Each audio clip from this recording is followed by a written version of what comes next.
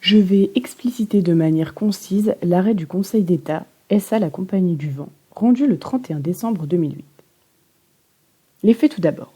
Les faits sont simples. Il est question de la SA la Compagnie du Vent qui exploite sur plusieurs communes des parcs d'éoliennes.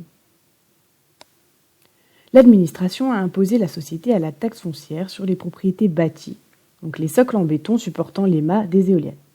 L'administration a estimé que ces socles, indépendants des parties mécaniques et électriques ainsi que du mât, constituaient des ouvrages en maçonnerie entrant dans le champ du premièrement de l'article 1381 du Code général des impôts. Le tribunal administratif fut saisi en première instance, puis la société se pourvoit en cassation. Dans cet arrêt, le Conseil d'État prend appui sur le raisonnement de l'administration et du tribunal. En effet, le tribunal de Montpellier a rejeté les demandes de la SA la Compagnie du Vent qui tendaient à la décharge des cotisations de taxes foncières sur les propriétés bâties auxquelles elle était assujettie.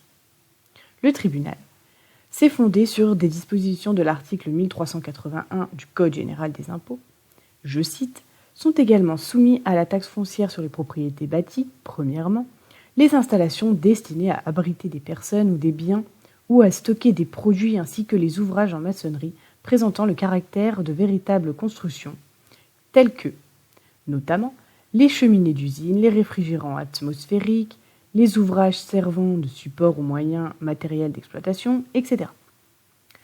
À juste titre, le tribunal a pris en compte la nature des ouvrages, leur importance et leur fixation au sol à perpétuelle demeure.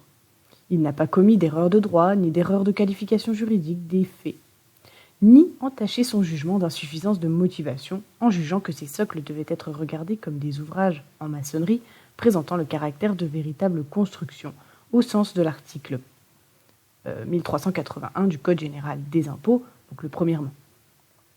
De plus, par ses conclusions, et contrairement à ce qu'avance la société requérante, le tribunal n'a pas porté atteinte au principe de sécurité juridique et n'a pas méconnu le principe d'espérance légitime en l'existence d'une créance, garantie par l'article 1er du premier protocole additionnel à la Convention européenne de sauvegarde des droits de l'homme et des libertés. Le Conseil d'État rejette les demandes de la SA, la Compagnie du Vent.